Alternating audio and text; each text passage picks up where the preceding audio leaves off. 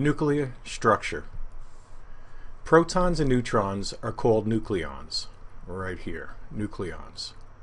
Originally, they were thought to be fundamental, and by fundamental we mean indivisible. They can't be broken apart, there is nothing smaller. However, later in the 20th century, they were found to be comprised of 3 quarks each.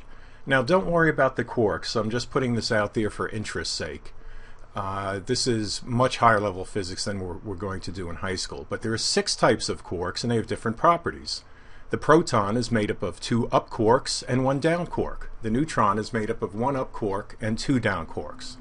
Again, the reason we're showing this is just so when you hear the term in the future you'll know what it is. But this accounts for the slight difference in mass between the proton and the neutron. You can see where 2 decimal places are the same mass, but the neutron is slightly heavier. Also, the proton has a positive charge and the neutron has 0 charge. The number of protons in a nucleus is called the atomic number and is designated by the letter Z. So that's the atomic number, tells you how many protons you have. The number of nucleons, and recall from the previous slide that nucleons is the total number of neutrons plus protons, and that's the atomic mass number, and that's shown by the letter A.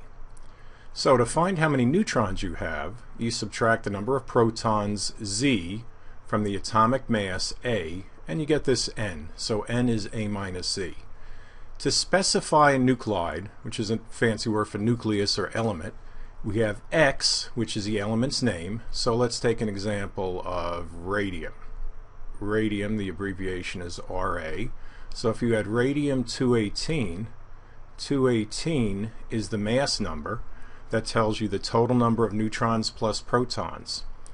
Another way of doing it is just write out the word. So for example, it could be radium-218. That means the exact same thing as this. And then the atomic number of radium is 88. But you can see you really don't have to put the Z down because the only element with 88 protons is radium. The mass changes depending on what isotope you have. And the reason you can also write it this way where you put the element dash the number, this is before we had all these fancy text formatting tools. And you could just basically type letters in a dash and then a number.